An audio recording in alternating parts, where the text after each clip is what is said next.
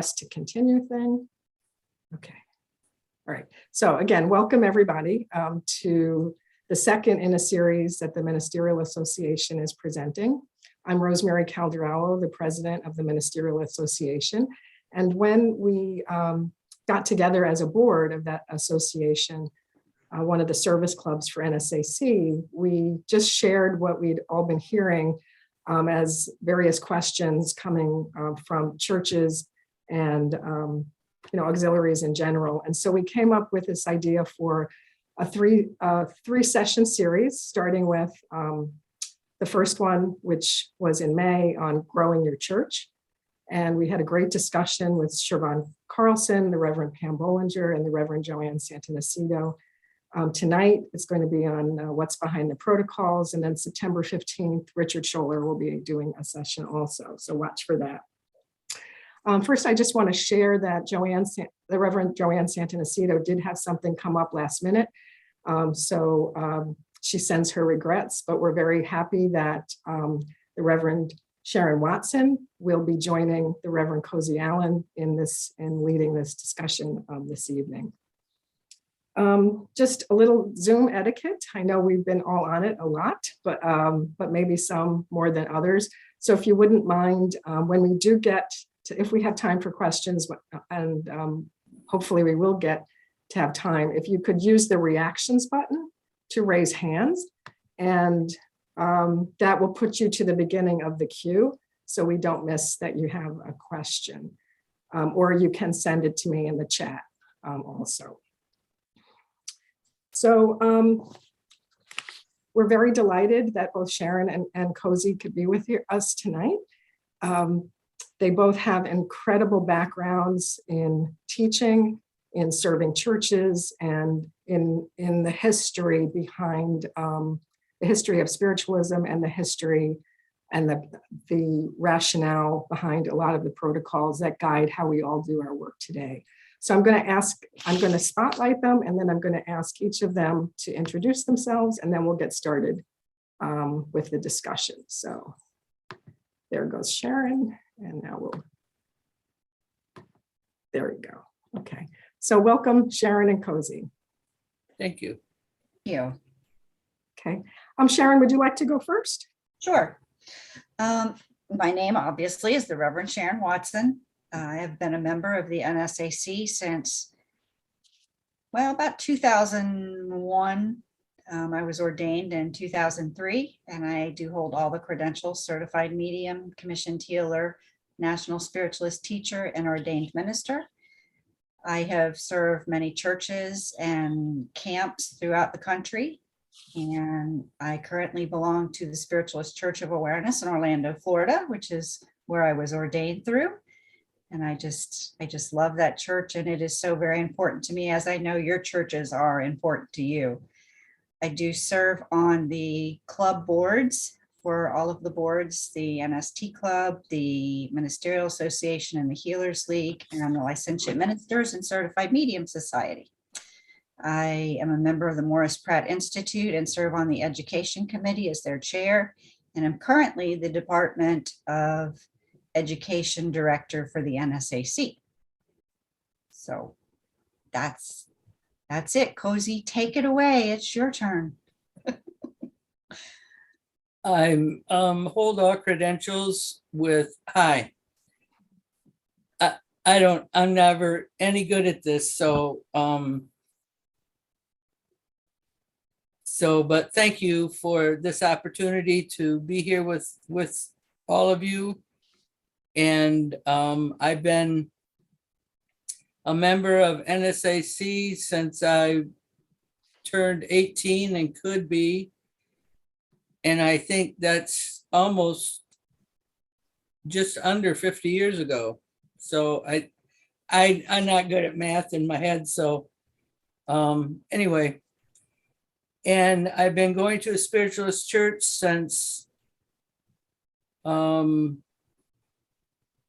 well, over 50 years, because the first time I went, I was 9 or 10 years old. I'm a member of the Golden Rule Spiritualist Church and Northern Lake, Michigan Spiritualist Camp in Bayshore, Michigan, which is up by Petoskey, where I am now. And I'm the pastor of both the church and camp.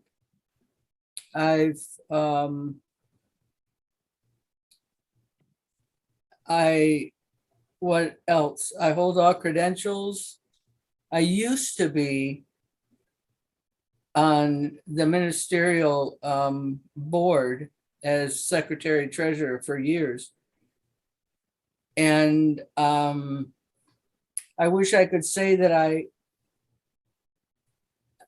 I haven't the last year or two gotten paid for my membership for the clubs, and that's going to change.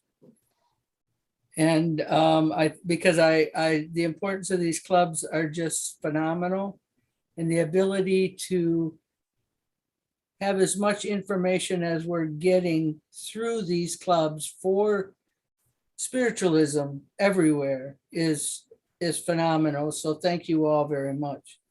Is that all?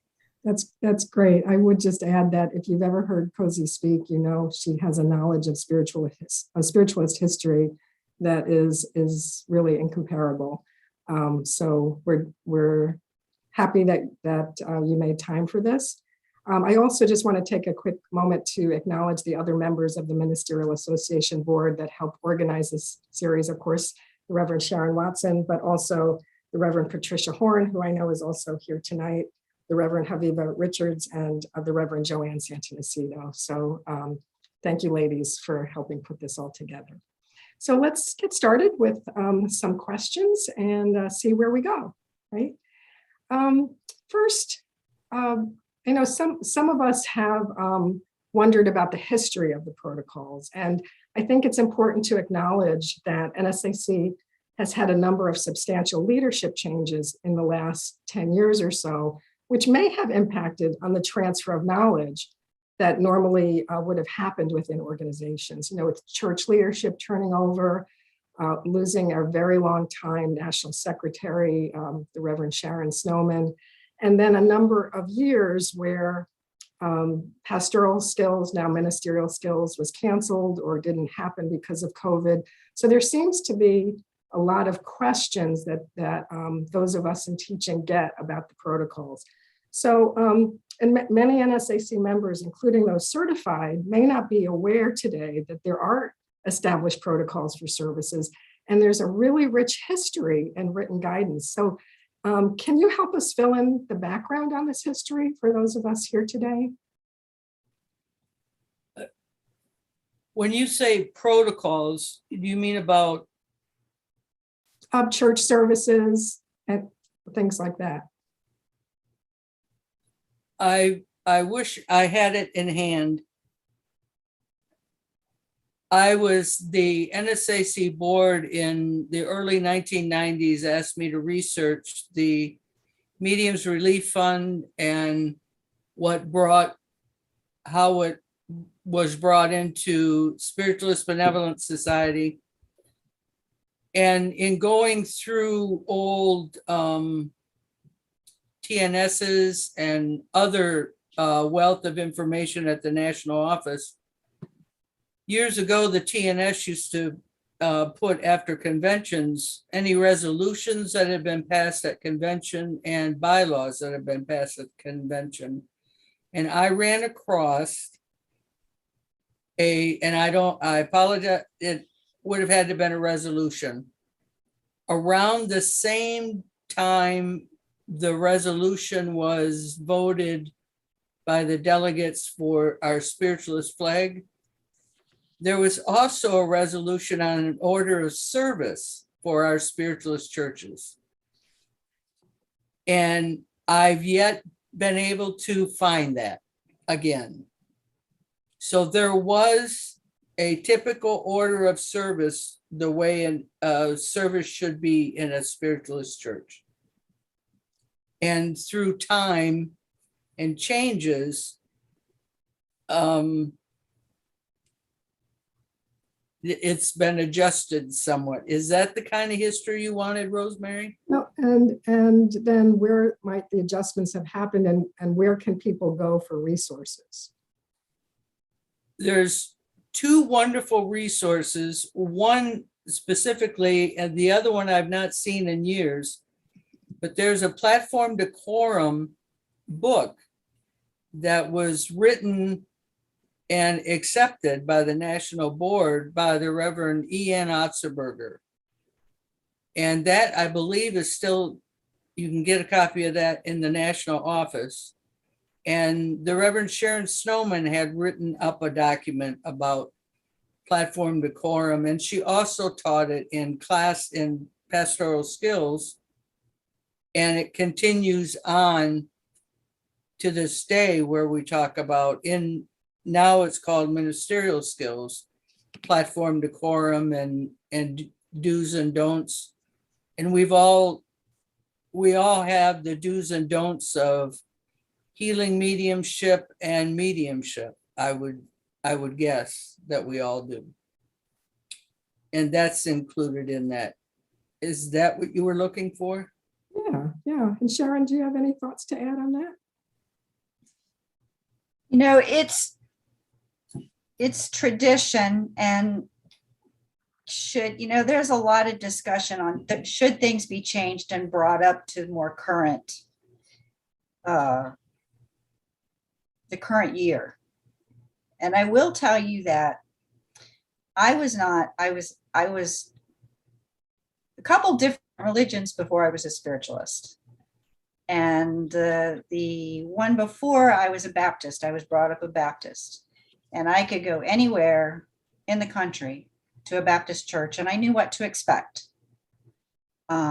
Baptist was one of the mainstream religions, as I know that for us, especially those of us attending here, is our main religion. But there are people out there who don't know about spiritualism. So I think it's important, if they go into a church, for them to be able to have some understanding of what's going to occur, what's going to happen, because we don't want people to come into a service nervous about what's going to go on in a service. We want to make sure that people feel comfortable and that they're able to be relaxed and share in the energy. And I think it's important that we try to stay along the same protocols that has been set up, in the same order of service, to assure that at least people have an idea. You know, there's been, as Cosie said, there's been some changing. Some people do the healing at the beginning, and some people do it in a little bit after they've opened the service. And I think those are all good, but there is a building of energy. There is a progression, and there is a reason why we follow the order of service that we do follow. And it is to help those people become more comfortable, to attune to our spirit loved ones and to our spirit workers, and help them come into our vibration to help reach those in the congregation. And I know those of us who have served the platform can definitely feel the shift as the energy of spirit moves in. It's phenomenal. I know the very first time I ever stepped on a platform, I thought I was literally floating. I really felt like I was floating. And it's important, because it lets, just like meditation and anything that we prepare for, whether it's meditation, mediumship, healing, when we go into that, we have to raise our vibration, and spirit lowers there so that we can meet in the middle.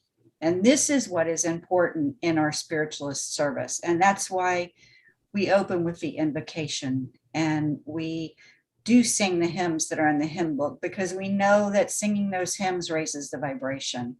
We know that the healing meditation draws those in spirit closer to us. And it is something that most church services can be held the exact same way. Can there be a little deviation?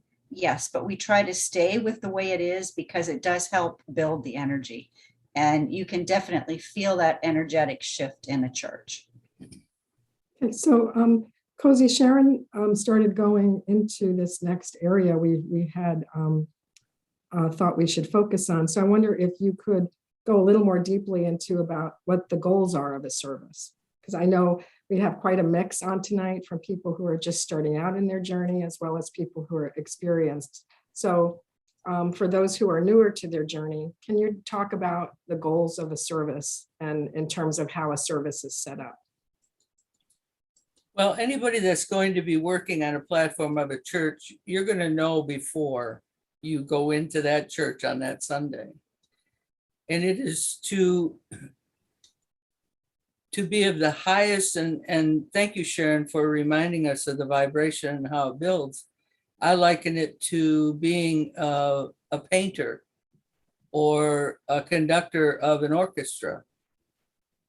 And with every stroke on the canvas, there's meaning behind it. There's beauty. You're beginning to build your portrait with every tap of that an orchestra conductor does.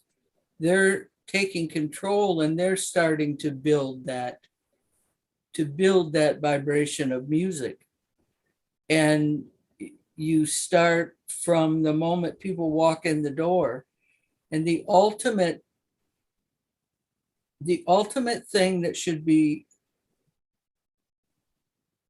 done for religious service is to spiritually, people are coming to church to be spiritually uplifted, to know that you don't know what their walk of life was. If they're new, they're coming with many questions in their head of what happens in a spiritualist church. And we're no different than any other denomination, because we expect dignity and decorum from our service. We expect to spiritually uplift everyone that comes to our service. I look at the sermon being the most important message that anyone will ever receive. And the spirit greetings are just the icing on the cake. And that's just an old adage and I'm talking with my hands, so I probably shouldn't be. But we teach and we bring comfort to those that have lost someone, whether it was yesterday or the day before, or a year or 5 years or 10 years ago. We're bringing them comfort in knowing that there is no death. There are no dead. And with everything that's done in the church, it's with dignity, not only to those in the physical attendance, but also those in spirit. Thank you. So I know that from the way I was taught, and then now being a teacher myself, that one of the goals of a service is also that to demonstrate that spiritualism is a natural and normal condition, right? That we want people to understand that, as you said, that they could know what to expect or to feel comfortable when they come in. Can you each together, or whoever wants to lead off, talk about the different elements in the service and how it does all build? Just go a little more deeply into that. Sharon? Okay, sure. I mean, it really truly does start when you walk in the door and greeting people and with open arms and having people seat them, making them feel comfortable, inviting them to take part in the service, assisting them to a seat. If you have any handouts for the church, perhaps you'd want to give them that so that they can read further, because people, if it's their first time there, will have questions. They will definitely have questions, and that's a good thing. And that's where we come in to help educate them. The platform chairperson is the one who basically leads the service. And this is going to sound funny, but they should actually be the least heard. They are just the directors, just the guiders of what goes on in a service. It is the platform chairperson's job to tell people whether to sit or whether to stand, how many verses of the hymn will be sung, how many stanzas are going to be sung. It's helpful when you hear that from the person on the platform, because you don't have to guess and wait for everybody to stand up or try to figure out when to sit down. So the chairperson is the one who directs the service, and they are important because they are the glue. They are the in service to those in the.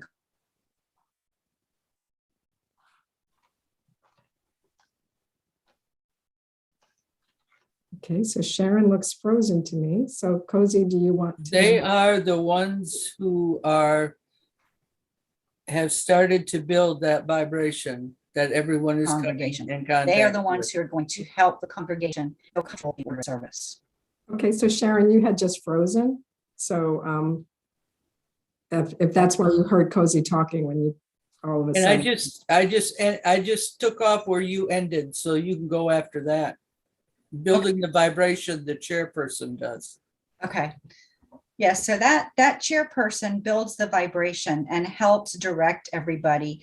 And it's almost like spirit is like waiting for that to occur, for each step to occur, so they can build their vibration. As I spoke about before, we have to raise our vibration and spirit has to lower their vibration. The healing portion of the service, I know in our church service, we do that first before we actually do the regular service, but I have been in churches where they've done it after they've opened and said the Declaration of Principles.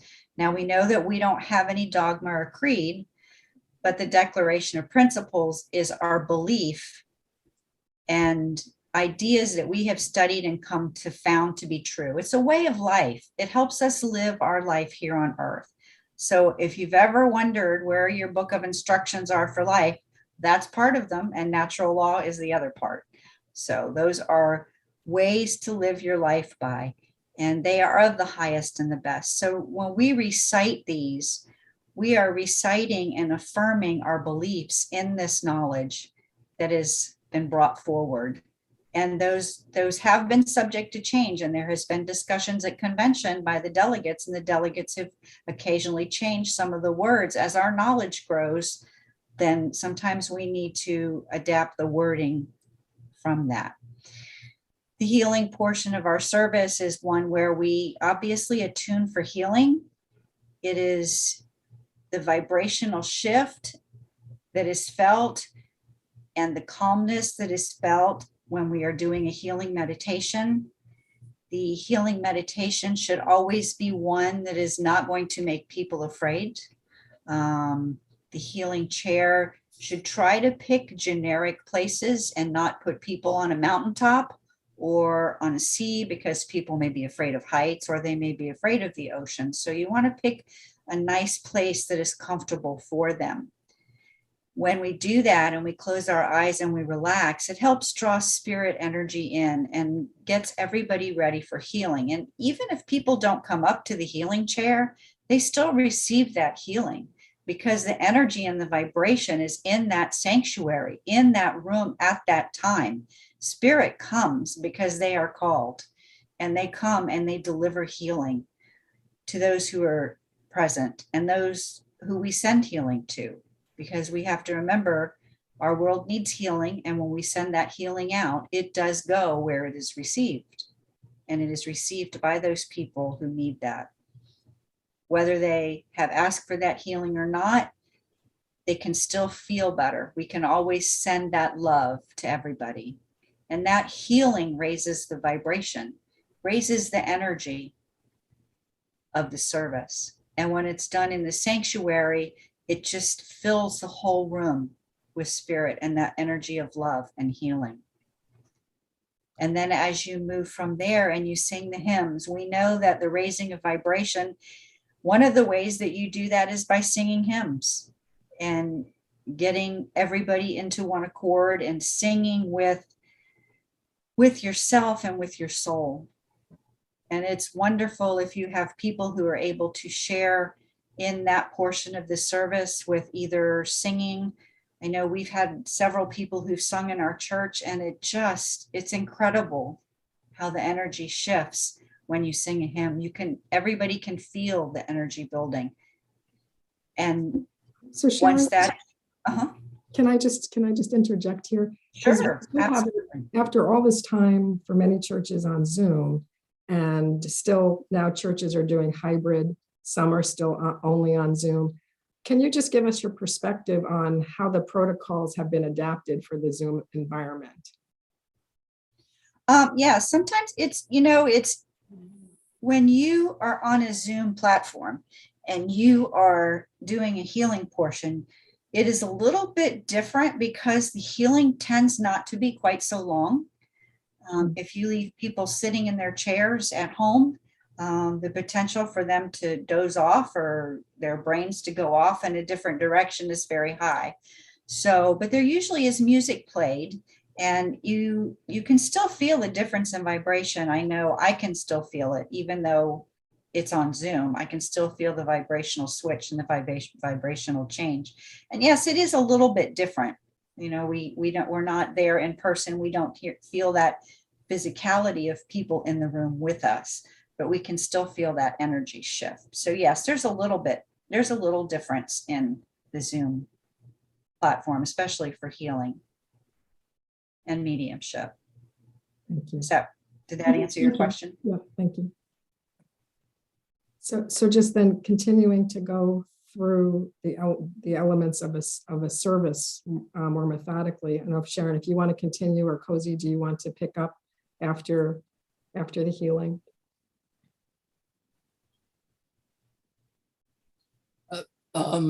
You're through the healing. I think you're doing great, Sharon. Okay, just checking in. Okay. Yes, and then after the healing, then is what usually comes next is a sermon. And as Cosie said, the sermon really is the most important, because that is the place where we can teach. We can teach about spiritualism. We can teach about the science, the philosophy, and the religion. Even people who've been there before, I know in my church, there are people who come at different times. There are new people, and there are people who haven't been in a while. And I can tell the Fox story, and people are still amazed at that. People are like, wow, I never realized that, or I never knew about that. Where can I get more information on that? So that's our time to teach and uplift people.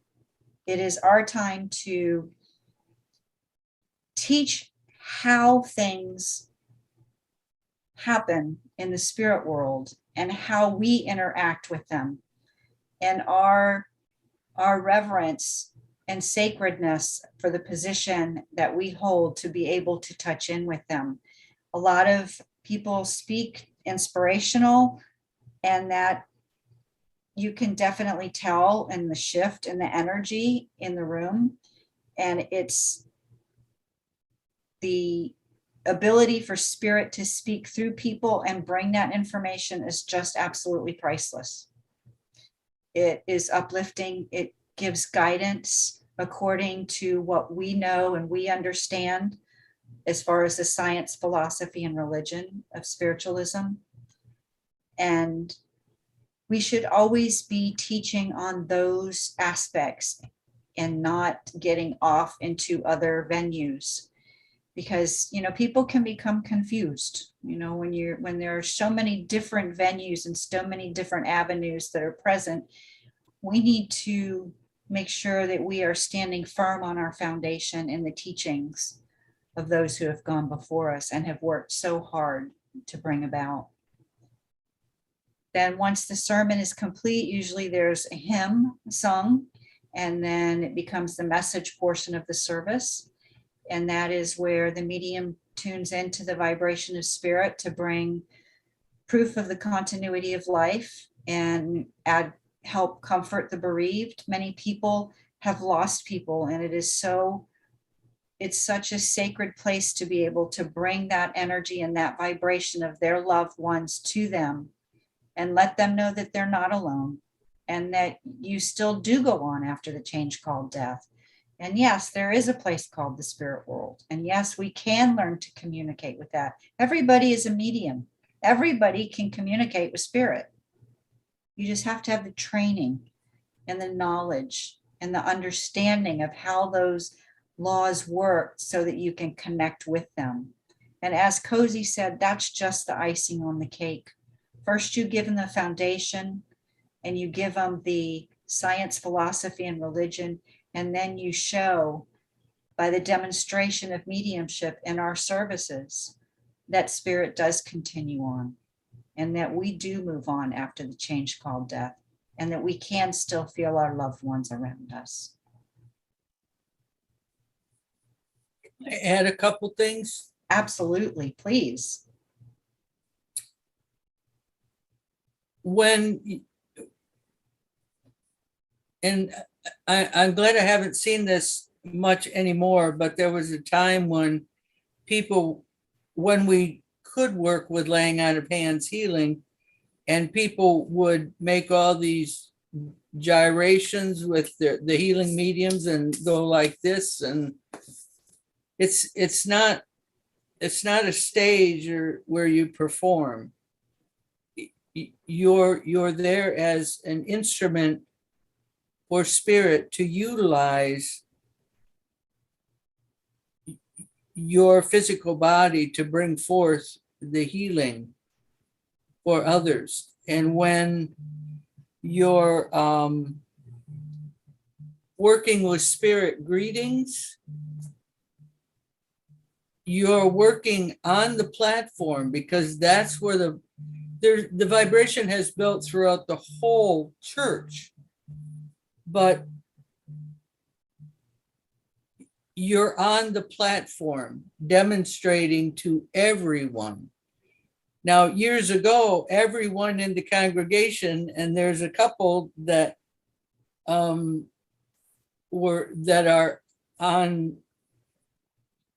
here tonight that were taught to do it this way, but everyone in the church service got a spirit greeting. Everyone. Not everyone is there.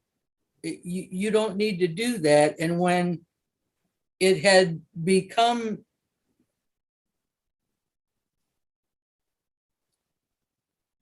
it had gotten to a point where you weren't hearing so much from spirit, but you might be getting something psychically. And so that would be given. You know what I mean? I think you all do. So I'm just going to leave it there. Not everyone gets a personal greeting. Now, that's not saying that what a greeting someone else got or received, excuse me. You see, and there's got to be English teachers on this Zoom, isn't there? I'm sure there is, because you're lucky you don't have me as your student, I got to say, because I don't. Anyway, I digress. There might be people in that church service that, in hearing what someone else received from spirit, is helping them have a greater understanding of spirit communication. I hope that makes sense to you guys. And to each of you, I shouldn't have said guys, should I? You see, that's another problem I'm having. It's just my talk. I told you, Rosemary, I couldn't be trusted. And so again, I'm hoping you, and everything is done from the platform.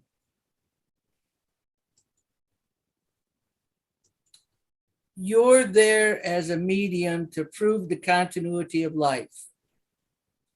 You're there not to pace back and forth on the platform.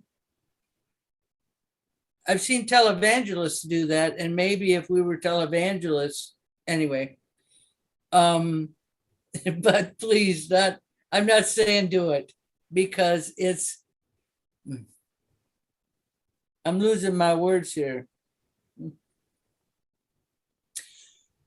We're not show people. We have a denomination with a beautiful religion, and as Sharon has said, it's a way of life. There's more people searching for the truth about spirit communication, because the interest continues to grow in the universe about spirit communication, about life after death. And who better to teach that than us, who truly do have an understanding of that. And I know we're not at this point, but because it's in my head, I'm going to say it. There's very few reasons why anyone would ever leave the platform of a church during a service. Very few reasons. If you're doing spirit greetings and you leave that platform and you go over by a person that you want to bring a spirit greeting to, one, they may not want you to. Two, they may have a problem with a stranger coming that close to them. And three, it's very disrespectful to the whole church environment. And Sharon, you're going to need to clean up my words from how I'm going with this.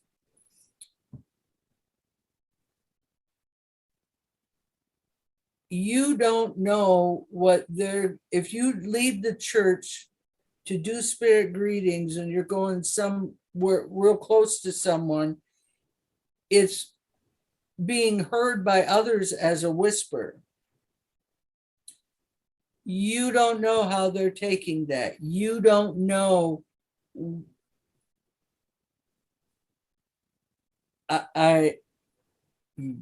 I'm losing my words, Sharon, so I'm going to turn this over to you.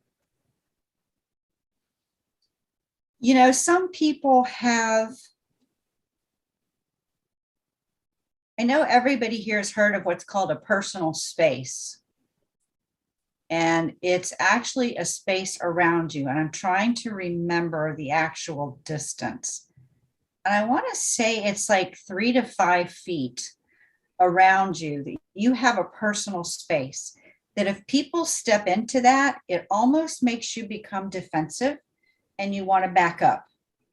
It's because it's like they're invading. Haven't you ever had anybody who gets so close to you, they're like almost right in your face talking to you, and you're like wanting to go, okay, back up. And I think when we do that, that can make some people uncomfortable. And a lot of the times the messages, as Cosie said, when we give messages to people, you know, it may help somebody else in a way that you have no idea. You have no idea how that message for the person sitting next to you will touch and reach you. You may even just feel that spirit and that vibration of love that person next to you that's receiving the message is feeling. And that in itself is a true blessing. And it is a true, it's a very sacred place. And I believe we should never, ever lose that sacredness and never, ever take for granted and downplay the ability to stand between this and the spirit world and give those greetings. I think that should be very respected. Yeah. So I'd just like to add what I feel like I'm hearing is also that a church service is about public demonstration. And so when we change the process, it becomes more of a personal interaction. And it is hard to hear unless you're carrying a microphone around, but it does take that public demonstration and the information for all a little bit out of it. And that that can change the energy and the expectation also. Is that what I'm hearing? Yes. Okay, thank you. Also, just, thinking about being in an actual physical church, again, many services are still on Zoom or hybrid. And I think it's important for people to remember that even on Zoom, like we came to one room, we have one room of intention, and we build the energy within the energetic space as well. So it may be where the chair might identify those who are serving in would share the platform in a physical church. Still on Zoom, the chair would identify who's on the virtual platform. Do you agree with that? I just want to make sure I'm hearing that correctly also, that it's still the same process essentially in that. Yes. So when you demonstrate mediumship on Zoom, you're being public to everyone in much the same way it would be in a physical church. Are there any other differences you might want to highlight for Zoom protocols versus in-person services? I can address just one I want to address, and then Cosie, I see that you'd like to say something too. When we first came out with Zoom, and you thought, well, I can't give a message on a Zoom platform. It's going to be so different. How can I do that? But it truly is this. It truly is the same. You're touching in with your spirit people, and your spirit people are with you, and you are giving that information. You don't have to be in the same room with people. There are many mediums. See, now I'm getting the language thing, Cosie. It's your fault. It's contagious. There are many mediums who do phone readings, and they may not even be in the same state or in the same country. So I think the scariness of giving messages on Zoom has decreased now, but the energy is the same, and your spirit people are going to work with you, whether you are in the room with somebody, whether you're on Zoom, whether you're on the phone with them. That is the relationship that you have with your people in spirit who work with you. I agree with you, Sharon, except I'm going to say I feel the difference. I would rather be, for me, I agree with you. Those from spirit are there, and they're going to work with you. And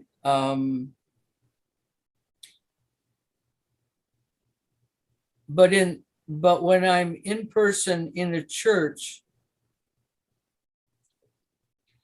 as strange as it sounds, it's easier for me because you've got not just the love that you're getting from those on Zoom, but they're there in person. And you can call me old-fashioned or older than dirt, as my girlfriend often does. And I can say that because she's not here. I don't think she ain't, right, Rosemary? I don't think she is. Anyway, I for one love the added vibration that I get from being in person. But the bottom line is you're still working with a wonderful vibration, with the same dignity and decorum. I mean, when I serve a church like tonight, I would love to be here in my nighttime clothes, but I'm not. Do you like my shirt, you guys?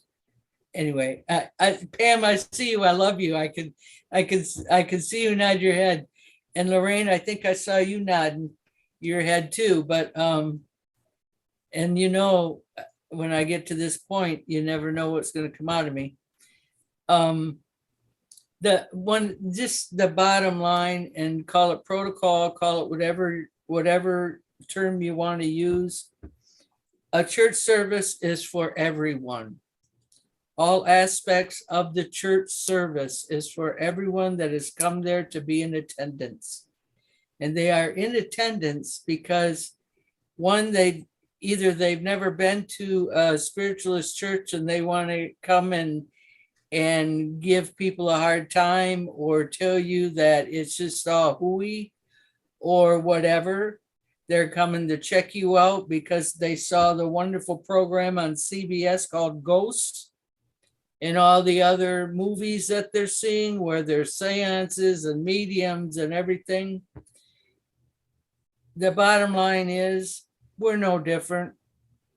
The spiritualist church is no different than any other one. When you walk into a church, you're coming to that church because it's a sacred place. You know that you're there because that's your connection to infinite intelligence. That's where you're loved. That's where you are unconditionally loved. You can go to a spiritualist church and wear whatever you want. You can be and who you truly are and accepted. And how much greater could it be? And that's a gift that every time somebody walks into a church, when I'm there, I feel that gift. And selfishly, I feel it. I just take that on, and it's just something that everyone gives to me.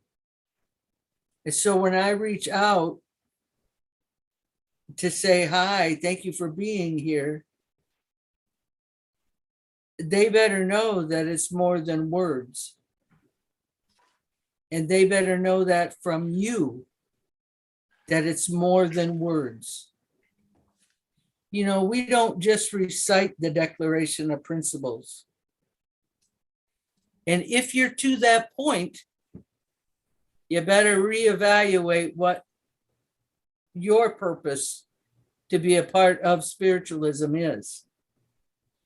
Because if you're just reciting words and you have not taken those words off that paper and incorporated them into your life, every aspect of your life,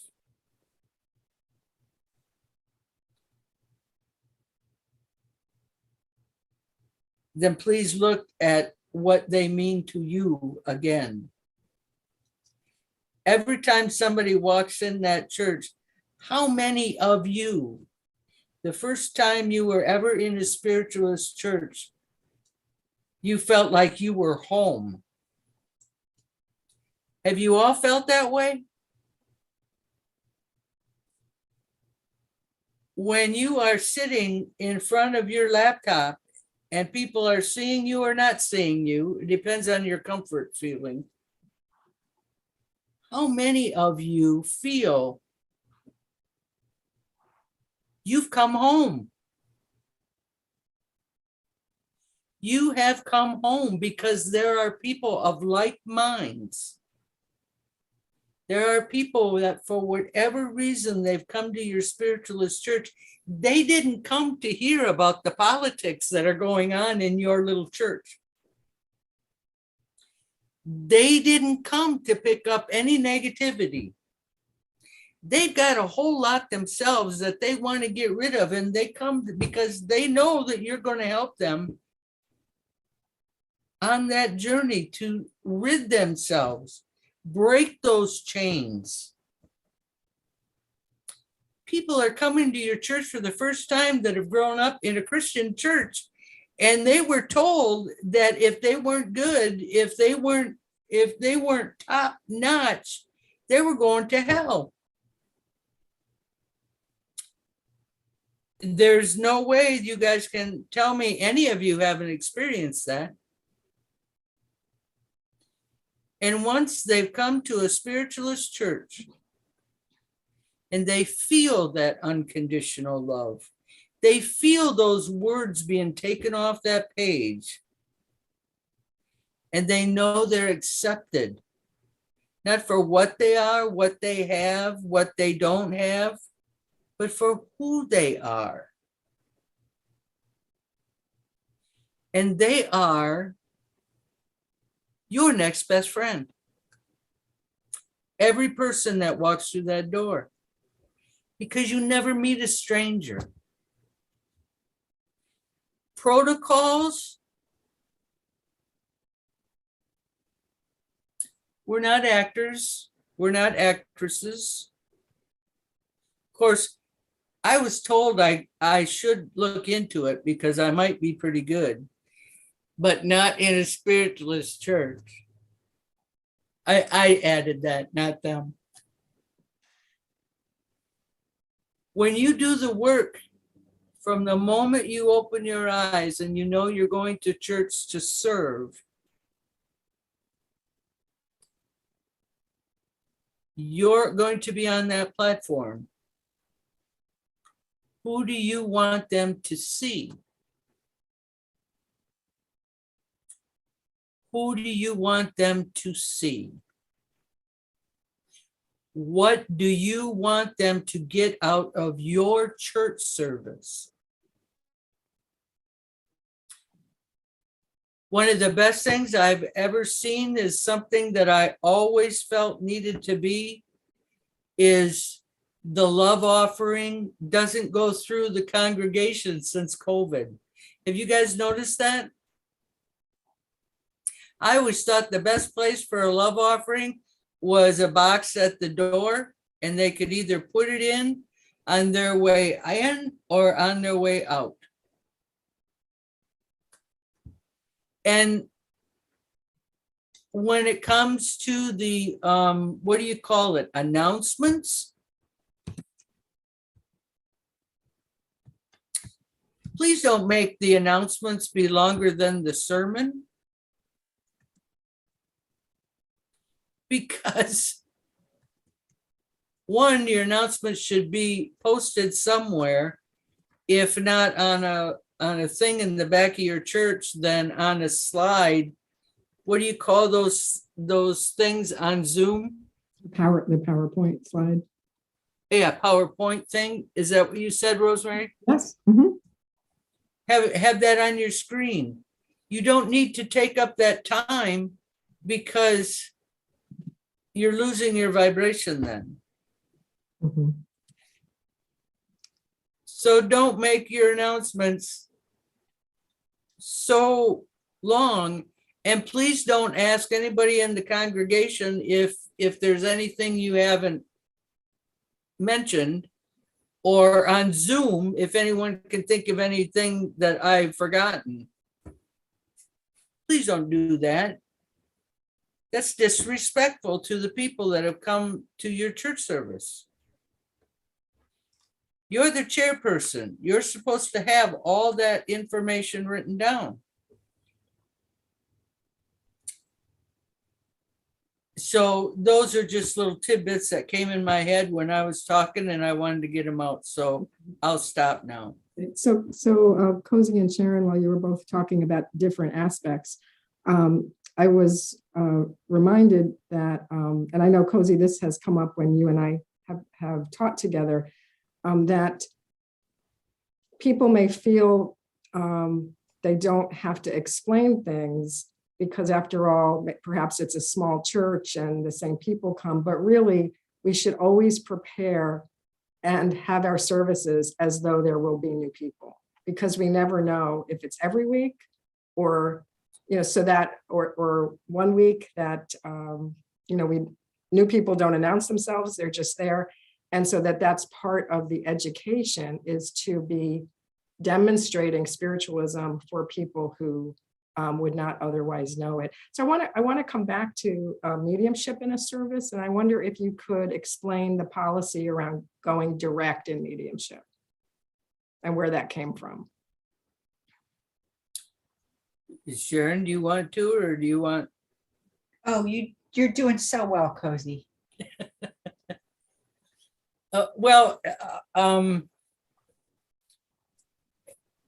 Indirect is, if my understanding is correct, I'll go with direct. direct is when there's someone in your church service, whether it's on Zoom or at in-person church, and you know their name or you don't know their name, but you describe who you're going to go to. Now they say not the point because that's rude.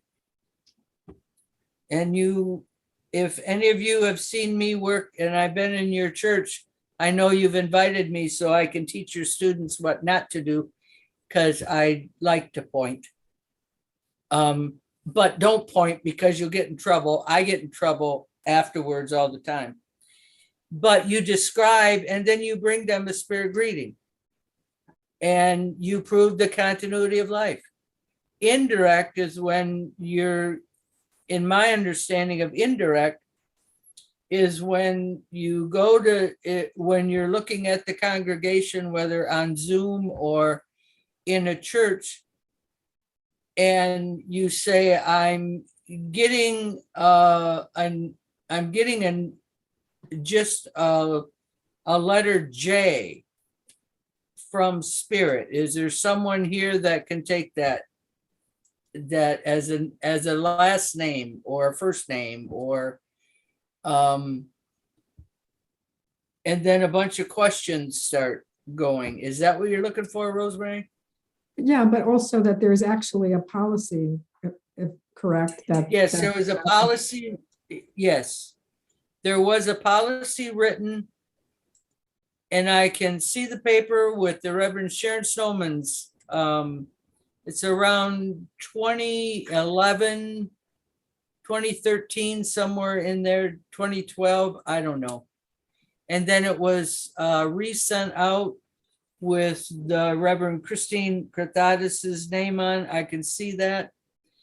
And it's that in students and certified workers in a spiritualist church, NSAC has a policy that you go direct and not indirect. Thank you.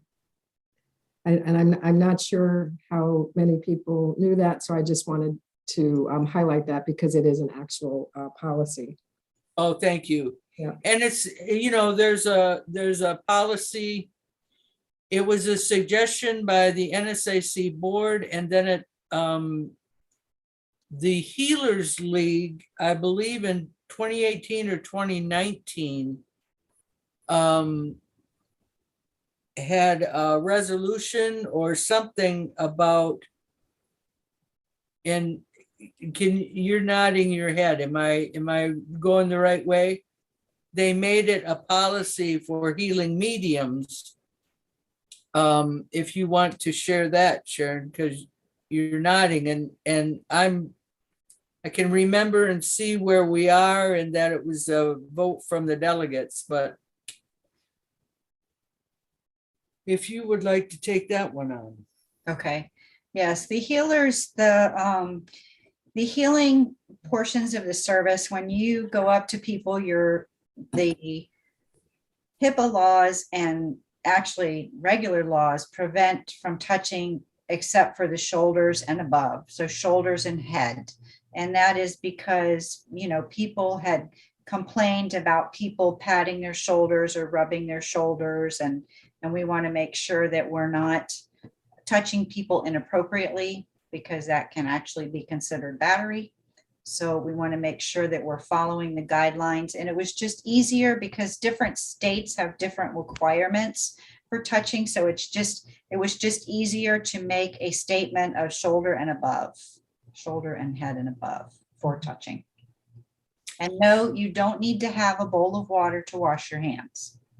Unless you're in Michigan. Unless you're in Michigan. So make sure you check your state laws. In Connecticut, you can, I believe it's Connecticut or Massachusetts, you cannot do auric healing. That's not legal. And thank you for that. And there's another thing, if you're healing, and the healing medium should be in front, and if they are someplace else, that there be someone there to monitor what's going on. And if you just remember that you, as a healing medium, you're giving healings, not feelings. And so, and I can tell you the history of why that was started and where it was started at, but I'm not going to take up the time. Thank you. That's very helpful, I'm sure, to people.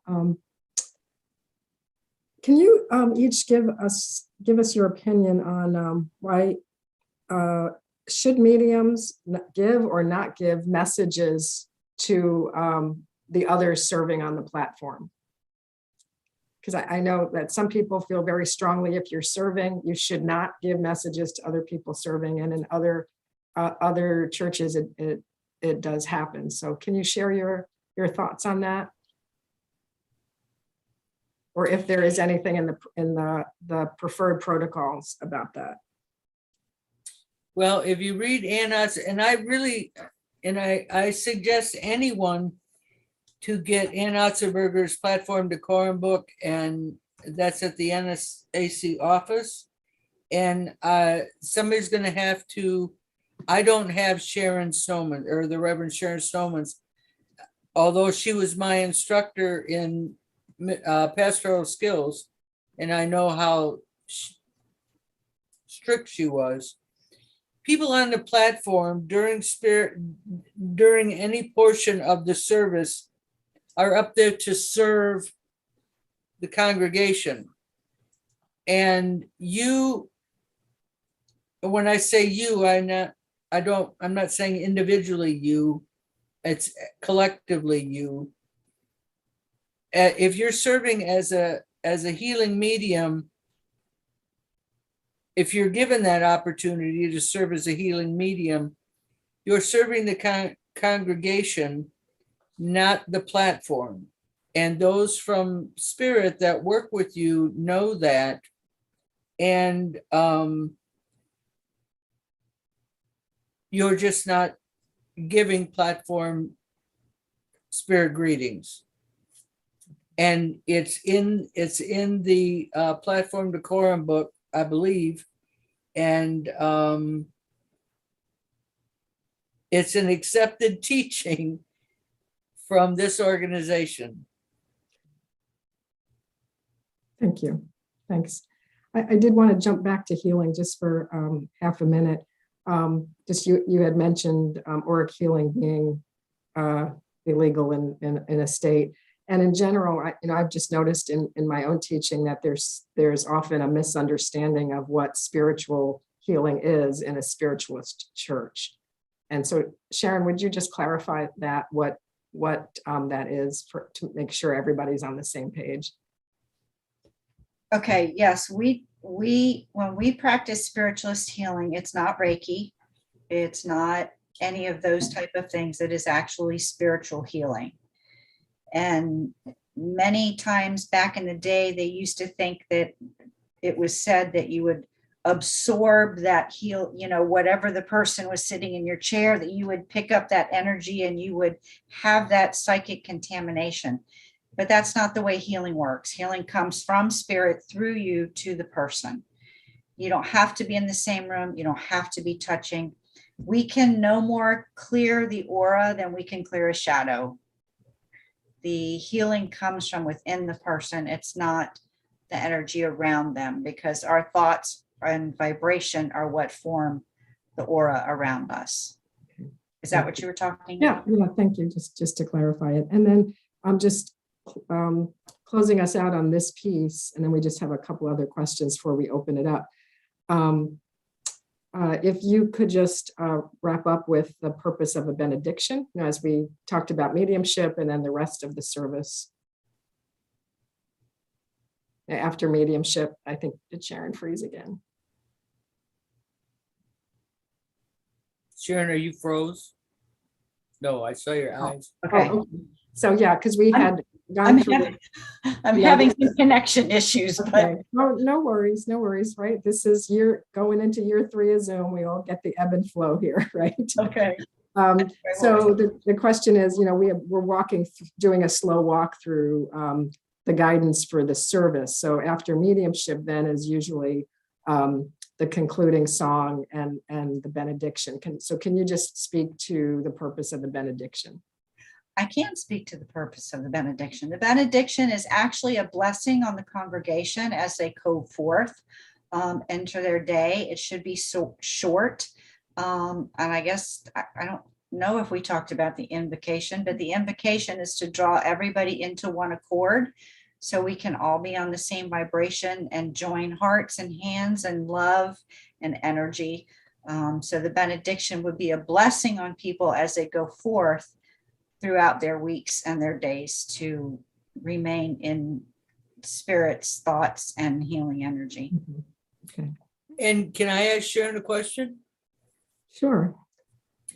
And Sharon, who would be the one to give the invocation and who might be the one to do the benediction? Well, Oh, and also, should there be blessings on the offering? okay. Yes, I can address those. The invocation should always be done by the chairperson.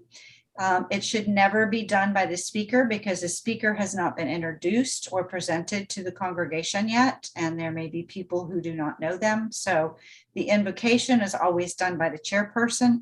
The chairperson can ask the speaker or message minister even to give the benediction. That is appropriate. And yes, there should be a blessing on the donations. Always. Thank you.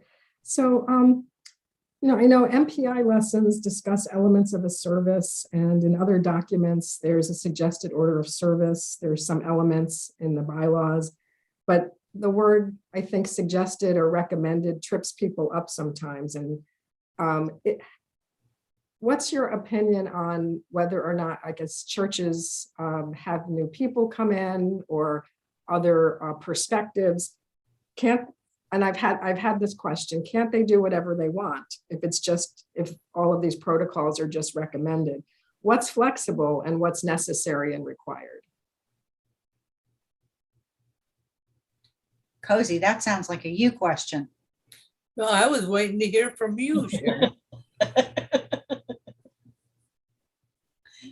Well, as we talked about, we're building the energy, we're building the vibration. That is the whole purpose, as we talked about, going through the order of service and why the order of service is the way it is.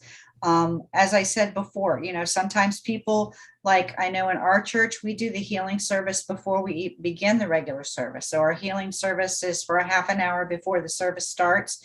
And then there's usually a little bit of time in case people have to go out and use the restroom, and then they come back in for the regular service.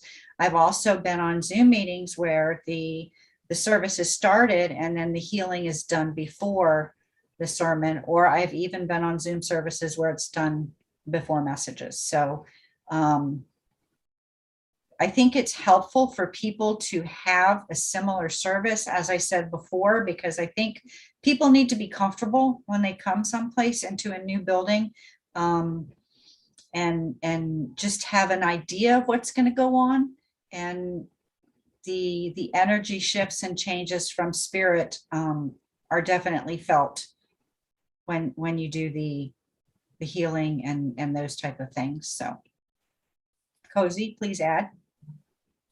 Well, I want to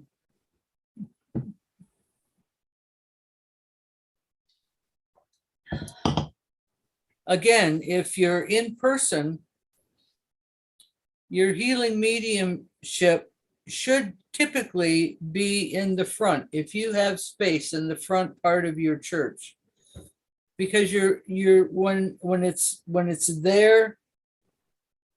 Even during COVID, I think there's only one or two churches that I know of that are in person that are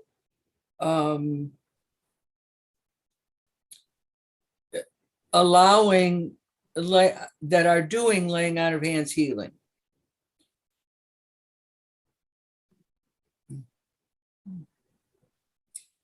But it should be where you want to You want to involve everyone in your church.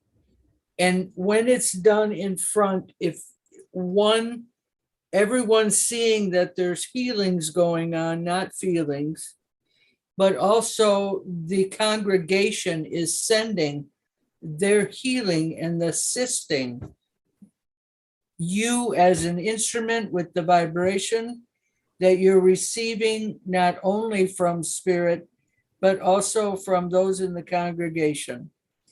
And that's something that has that is very important. And you're allowing your congregation to partake in that healing as well. I was going to say something else, but it's not important because I can't remember it. So I'll stop. So just to restate the question and just ask for a little more input on it. So if a church says, I don't like this order of service, or I don't think all of these elements should happen, what would you say to them? I would ask why. I personally would ask why they weren't feeling comfortable with it. I would want to know what they would like to do. And can you change your service? Absolutely. But there are still elements of how it should be done. And the deviation is in a service is more the order of service. More and more churches are incorporating other pieces of music that they're getting from other areas. That's perfectly all right. If the song that's being chosen is one that is going to uplift someone, you wouldn't want some heavy metal music or heavy rock music type of thing. The basic protocol is to stay on the platform. You're serving your congregation. If the chairperson is not only chairing the service, but they're doing the sermon and mediumship, I'm sorry for that because it's a very difficult position to be in. I was in it for years. But at least when you're announcing your workers, you're letting them know, and there's a separation between the beginning and opening of service into the sermon and then into the spirit greetings. You don't want to just put all that together. Is that the type of thing you're looking at, Rosemary? Yeah, and what I feel that I'm hearing tonight is really the reinforcement of understanding spiritualism. If you have a role in running your church or serving the platform, to understand spiritualism, because that will help you understand why there are certain elements to a service, or why things are done the way they have been. So I just ask you, before we open it up to other questions in the time remaining, I'd ask you both. Sharon had that. Yeah. I also just had a thought, because in your bylaws, you may have an order of service that is placed in your bylaws. So if you are going to change your order of service, you may have to make a bylaw change. Just sorry. That's a good point. Yeah, thank you for raising that. So I was just going to ask both of you, just in thinking about this topic, what do you want students starting out or new members of an auxiliary to understand about spiritualist services? The vision.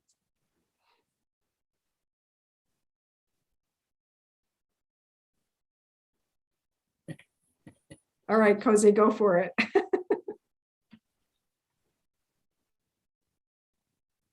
Remember where you are.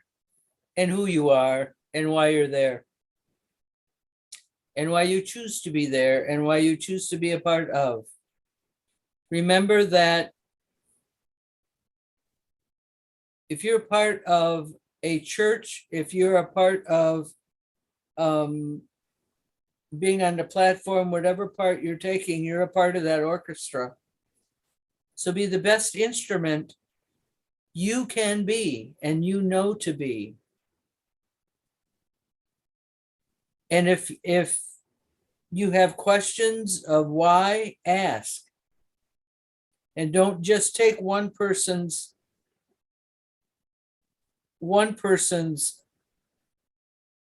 reasoning,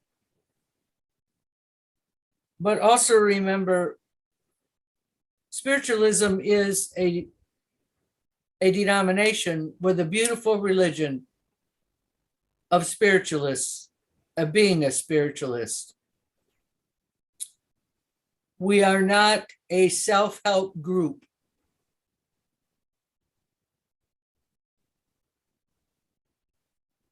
And I hope you hear me when I say that. Spiritualism and the teachings of spiritualism do help and assist people on their journey through this expression of life. But we're not a self-help group.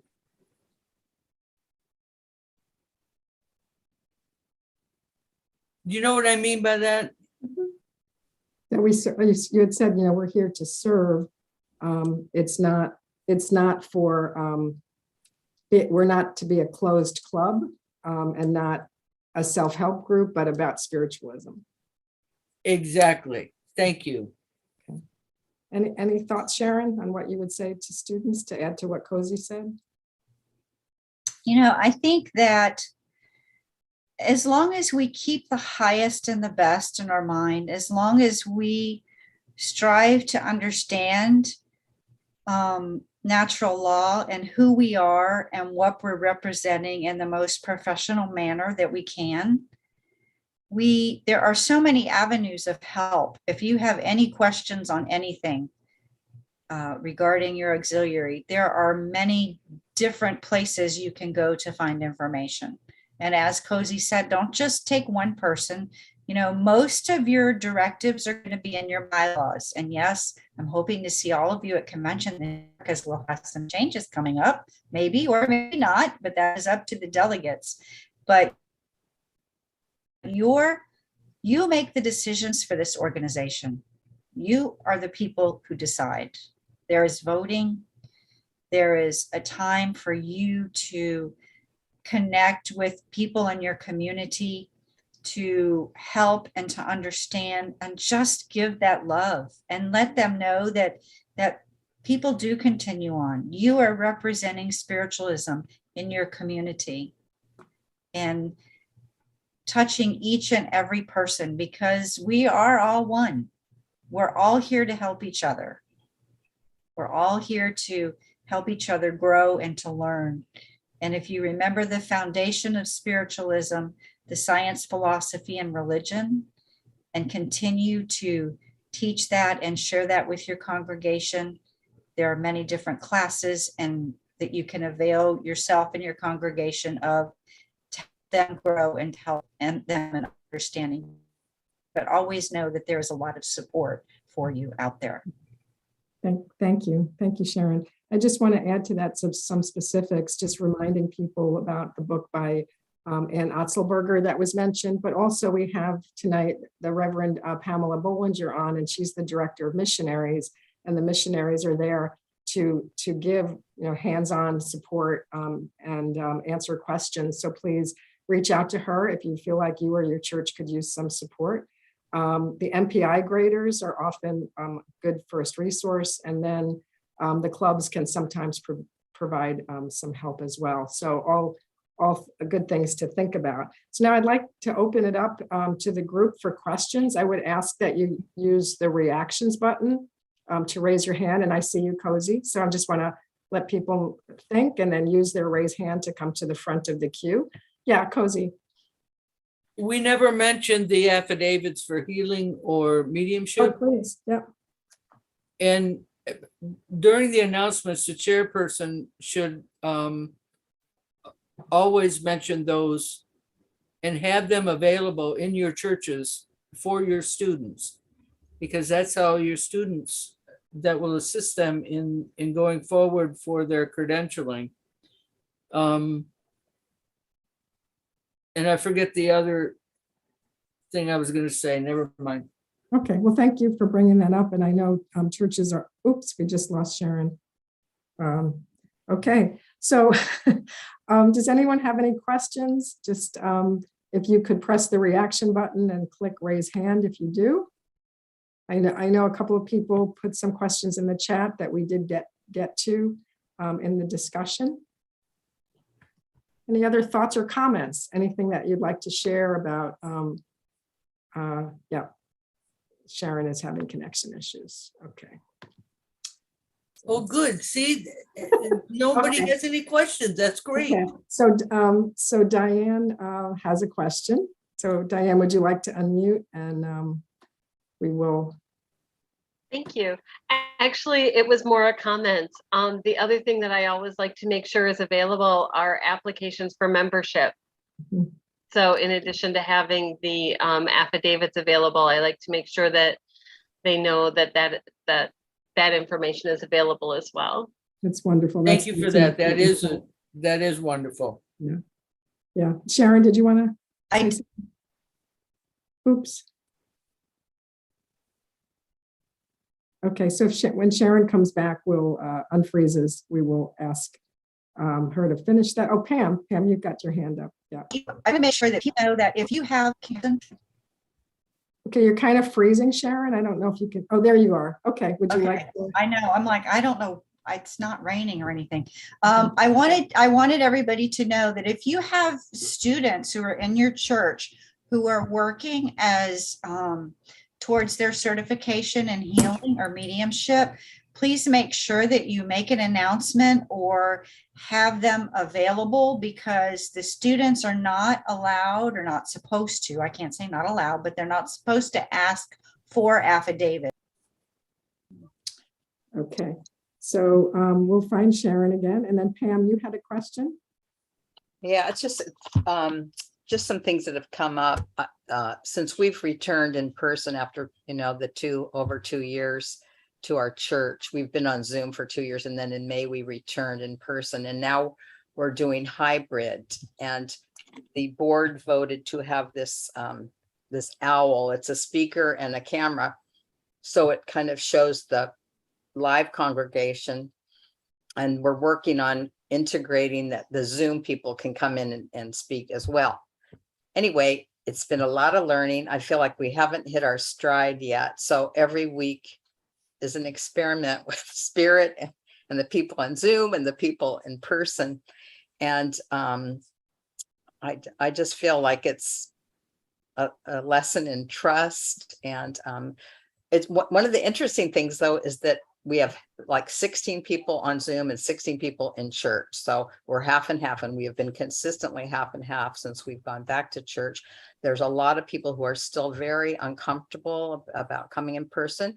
But one of the things that has happened is we've had new people coming in. Someone new comes every week that just heard about spiritualism. So that's been part of the journey. But I feel like we're kind of all in this together at the church, with the board, with myself, with the congregants, with those on Zoom, and everybody's really at a learning point here, it feels like. So we have adjusted. We used to do the healing service integrated into our regular service, and now we're doing it before, with a little break before we begin the regular service. But I just wanted to maybe put it out there if any of you are in churches and like what your experiences are, and if you find that you're kind of navigating through the order of service in new ways continuously. Just some thoughts and Yeah, thank you, Pam. suggestions. Thanks. Thank you for this. This is great. Lorraine? Hi, First, I want to thank Sharon and Cosie. You did an amazing job tonight. Thank you very much for your time and your information. But since our church has opened, we've had a policy. Any MPI students that are traveling with permission from your pastor or your board, we will put you up and help you to get the affidavits if you need some. If you need healing, if you need mediumship, if you need to chair a service, contact me or my co-pastor, Jerry Gainey, who she's on here, and her husband is president. Contact our church and we will help you. Because we believe that all churches should work together. We're all in this together. So if you need help, we're here for you as well. And we are more than happy to help you get your affidavits. So I just want to throw that out there. Thank you. Thank you, Lorraine. That's a wonderful offer. Siobhan? Hi. Hi. So the question, just some clarification about the order of service. Like, I understand the order of service, obviously. Well, maybe not obviously, but I understand the order of service and everything. However, if a church is in a location where their congregation prefers or is more comfortable with a slight deviation from the way things are done, and they've got a steady flow of people coming in, their church is growing, there's a mix of ages and gender, and there isn't that feeling of complaint, are we asking them to, even though because if it's about everyone, because I heard that part, it's about everyone. If the congregation is okay with that, if everyone in that like, I come back every Sunday because this is what feels like home, as we talk about. The way you guys do things makes me feel inclusive, but it slightly deviates from the traditional order of service. Are we saying, well, even though your congregation is okay with that, even though your church is growing, you need to go back to the different way to more of the platform thing, or is there flexibility? I think that's the question I have. Is our protocols or are they flexible? I mean, I would start us off with the thought that it depends on which aspects that you're talking about. Like, we've raised the issue about where the healing goes, but Cosie, and Sharon had just sent a message. She's not sure if her mic is working, but Cosie, do you want to lead off on that? Yeah, I would depend on, like you said, what are they more comfortable with? And I guess I'm not sure if you, in the church up here, the chairperson doesn't do the announcements and the love offering announcement between the sermon and the spirit greetings. They do that after the sermon, and then we go right into a song, spirit greetings, and then we close with so I'm not sure I understand, Siobhan.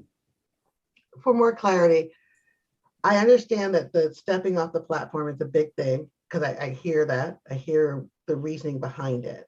However, if you have a congregation that feels like you being on the platform talking down to them makes them feel uncomfortable, and they prefer if you're standing face to, not in their personal space. I'm not talking about walking up into a person's face and going, here's your message. I'm talking if they're standing in front of the platform downward, in front of everyone, and they're giving messages. I think I just need a little bit more clarity of where do we draw the line of, even though you might be more comfortable feeling like I'm on your level versus being up on the platform, our protocol is we be on the platform no matter what. And that's just one of the things.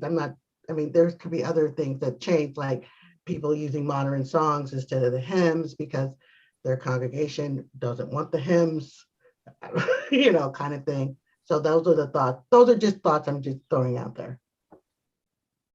Personally, I like to, there's several reasons why I don't care for the spiritualist hymnal, but I won't go into that. anyway, yes, in my understanding, with the protocol that's with the platform decorum book that has been accepted by the organization, it does have mediumship from the platform, if I'm remembering it correctly. Yes, it does. And when you're off the platform,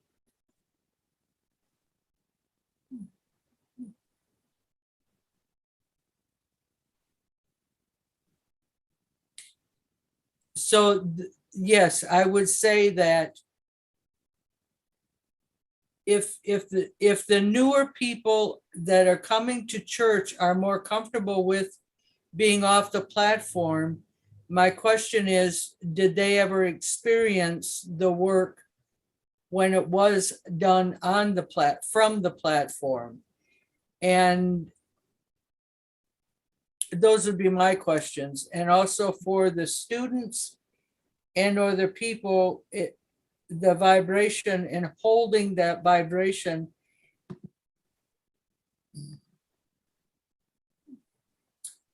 No, I can't do that. So that's what I would say about that, Sharon. Sharon's still having trouble with her mic, but I'd just like to add to that from discussions from that we've had with students. I think I would say to go to that sometimes what I've seen is that those doing the planning haven't looked at their own comfort level or their own understanding about working with energy, right? And sometimes it's an assumption, I think, what people are comfortable with. And usually the comfort goes back to education. You know, or if we've done it one way and now we want to try it the way the protocols are, could we shift it slightly or have discussion about it, try it out and get back into that. So I think it's something that goes back to education. And I know, Sharon, you said you were going to put something in the chat. Is there anything that you want to add to that? Or if not. Okay, I did have a question while Sharon is typing something that when will the recordings be available? We're going to do a little editing on it in terms of presentation, and then we'll likely release them after the last session, which is September 15th with Richard Scholler. So we'll ask the national office to help us make an announcement. Okay. And then Sharon just put in the chat to me, just respectful to her opinion, just respectful to address spirit from the platform, respect to spirit and others present. And I believe that's also addressed in the protocols book. So I know we're a little over time. I know that we probably have other questions, and hopefully there'll be other opportunities for discussion. I'd like to thank Sharon and Cosie for serving this discussion, and for all of you who have come and participated. And we look forward to seeing you on September 15th when the Ministerial Association will be presenting its third session. Oh, and Jackie Randall just put in the chat to make the comment that non-workers should not give messages after the service. And Sharon is asking me to remind people that the NST weekend starting tomorrow and through the weekend, and that announcement has gone out. I don't know if Sharon's having trouble with the mic. I don't know if Patricia's still on. Do you want to make an announcement, or someone else from the NST club? Oh, okay, go ahead, Pat. Thank you. Thank you so much. I really appreciate the opportunity. We have made Facebook events for the Message Circle, mediumship. We have natural law. Mediumship is with the Reverend Elaine Hager, and natural law was Reverend Marilyn Audrey. And then attuning to spirit is Reverend Pamela Bollinger. So there's still room for additional people. It's out there on Facebook. If anybody needs help, they don't do Facebook, please contact me. I'm in the directory and I will be more than happy to send you links so you can register. Okay. Well, thank you so much, Pat, for doing that. And again, thank you, everybody. And I hope you have a great rest of your night. Thank you again, Sharon and Cosie. Thank you. Thank you for being here. Thank you. Thank you. Good night. Thank you, everyone. Thank you, everyone.